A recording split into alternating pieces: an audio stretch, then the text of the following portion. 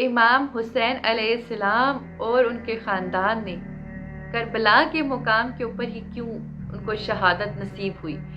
وہ مقام جو ان کی شہادت کا تھا وہ کربلا ہی کیوں بنا، اس کے پیچھے اس کی کیا ریزن ہے۔ جب تخت سنبھالنے کی باری آئی تو ضروری نہیں تھا کہ وہ یزید کے پاس جاتا، وہ امام حسین کے پاس بھی آ سکتا تھا، لیکن یزید کی یہ کوشش تھی کہ اس کے باپ کی طرف سے اس کو تخت ملے، لیکن اس کے باپ کی انسٹرکشنز تھی کہ اگر امام حسین نے تمہارے ہاتھ پہ بیعت کر لی تو پھر تمہیں خلافت مل سکتی ہے۔ تو یزید کی پوری کوشش تھی کہ حضرت امام حسین سے وہ بیعت لے سکے تاکہ پھر وہ خلافت سنبھالے۔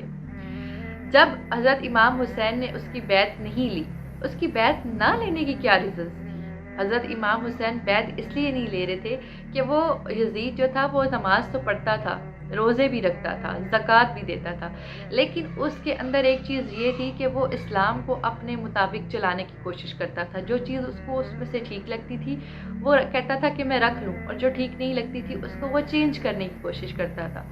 اور ایسے کیسے گوارا کر سکتے امام حسین کہ ان کے نانا کے دین میں کچھ رد و بدل اپنی مرضی سے کی جائے؟ تو یہ سب سے بڑی ریزن تھی جو کہ امام حسین کو ان کی ہاتھ پہ بیعت کرنے سے روک رہی تھی۔ یہ سارا معاہدہ اسی طرح سے چلتا گیا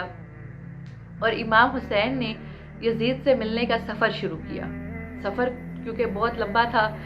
مکہ مدینہ سے لے کے ان کو کوفہ پہنچنا تھا، یزید کیونکہ کوفے میں موجود تھا، تو 20 مقامات آتے ہیں راستے میں، یعنی 20 علاقے آتے ہیں جن کو عبور کر کے انہوں نے اس طرف جانا تھا، کوفہ کی جانب جانا تھا۔ جب امام حسین کا اپنے خاندان والوں کے ساتھ سفر شروع ہوتا ہے تو رستے میں ہر کا لشکر ملتا ہے۔ ہر کے لشکر کے پاس اس ٹائم پانی کی تھوڑی قلت ہوتی ہے، تو تاریخ لکھتی ہے کہ امام حسین نے ہر کے لشکر کو بھی پانی پلایا اور پھر اپنا سفر شروع کر دیا آگے کی جانب۔ ہر کے پاس ایک پیغام پہنچتا ہے کہ امام حسین جہاں بھی پہنچے ہیں وہاں پہ روک لیا جائے۔ اب وہاں پہ روکنے کا کیا مقصد تھا کہ وہ کوفہ میں نہ پہنچ جائے، کیونکہ ہو سکتے ہیں تو بہت سے لوگوں کی ہمدردیاں ان کے ساتھ آ جائیں، بہت سے لوگ ان کے ساتھ کھڑے ہو جائیں، تو یزید کو یہ لگ رہا تھا کہ شاید میری خلافت کو کوئی مسئلہ نہ پیش آ جائے، میں شاید حاکم نہ بن سکوں، خلیفہ نہ بن سکوں، اس لیے اس نے پیغام ہر کو پہنچایا کہ امام حسین کے لشکر کو روک لیا جائے جہاں کہیں بھی ہیں۔ ہر کے لشکر کو جب یہ پیغام پہنچتا ہے تو ہر دوبارہ سے ان کا پیچھا کرنے لگ جاتا ہے، اور جس مقام پہ وہ پہنچتا ہے وہ بیسیکلی کربلا کا مقام ہوتا ہے، اور کربلا کے مقام پہ ہی حضرت امام حسین پہنچے ہوتے ہیں۔ ہر آ جاتا ہے اور ہر کہتا ہے کہ آپ اس سے آگے نہیں جا سکتے، ہمیں آرڈرز آئے ہیں کہ آپ کو یہاں پہ روک لیا جائے۔ امام حسین وہاں پہ رکتے ہیں اور پوچھتے ہیں یہ کون سی جگہ ہے، تو ہر کہتا ہے یہ کربلا ہے۔ تو امام حسین اپنے خاندان، اپنے گھر والوں سے کہتے ہیں کہ میرے نانا نے مجھے اسی جگہ پہ بتایا تھا، ہماری شہادت اسی جگہ پہ ہونی ہے۔ اس کا کیا مطلب ہوا کہ امام حسین اپنی جگہ پہ خون ریزی پسند نہیں کرنا چاہتے تھے، بلکہ امام حسین کو بچپن سے ہی ٹریننگ دی تھی کہ تم اپنی آبادی سے، اپنی جگہ سے دور ایک جگہ پہ جاؤ گے، اپنے خاندان کے ساتھ تنہا اسلام کی خاطر لڑو گے، کوئی دوسرا شخص تمہارے ساتھ مددگار نہ ہوگا، اور تمہارے ہاتھ میں اسلام کا پرچم ہوگا، اور تم نے اس کی سربلندی کے لیے اپنے علی اصغر کو بھی نہیں دیکھنا، اپنے علی اصغر کا بھی خیال نہیں کرنا۔ یہ بہت بڑی چیز ہے، یہ بہت بڑی بات ہے، یہ ٹریننگ ان کو بچپن سے تھی۔ بہرحال اس طریقے سے ہر ان کو کربلا کے مقام پہ روک لیتا ہے۔ حضرت امام حسین بھی وہاں پہ اپنے خیمے گاڑ لیتے ہیں اور وہاں پہ رک جاتے ہیں، کیونکہ ان کو ویسے بھی آگے جانے کا تو مطلب ختم ہو جاتا ہے۔ جب انہوں نے کربلا کا نام سن لیا اور ان کے ذہن میں وہ ساری پکچر دوبارہ سے آ گئی کہ میرے نانا نے مجھے بچپن سے اسی چیز کا بتایا، میرے بابا علی نے مجھے اسی چیز کا بتایا، میں اسی چیز کے لیے یہاں پہ آیا ہوں، وہ مینٹلی طور پہ ریڈی تھے کہ میں نے اسی مقام پہ آ کے پڑاؤ ڈالنا ہے، اسی مقام پہ میں نے خیمے لگانے، اور میں نے اسی مقام پہ جو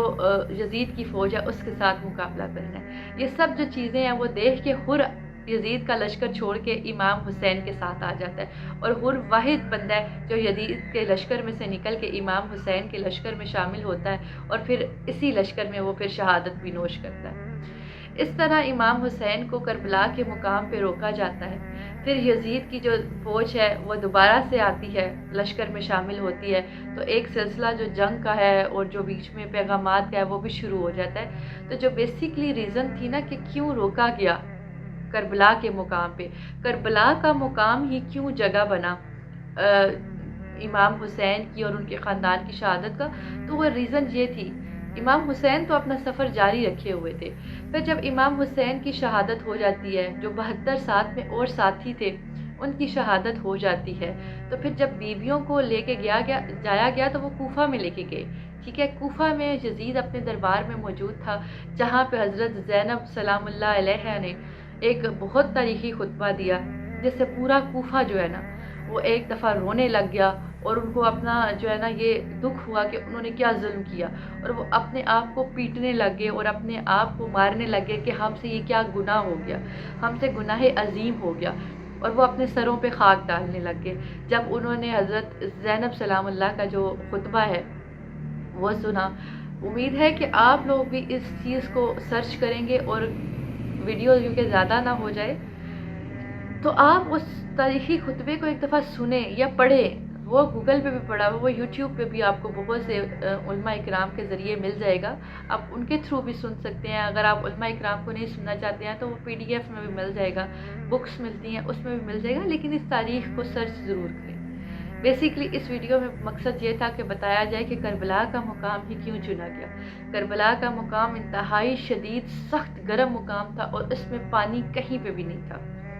کوئی بھی شخص یہ نہیں لکھ سکتا کہ آس پاس کہیں پانی کا چشمہ تھا، بلکہ پانی بہت دور تھا، دریا بہت دور تھا، اور جہاں پہ دریا تھا، جہاں پہ پانی تھا، اس مقام پہ لشکر یزید تھا،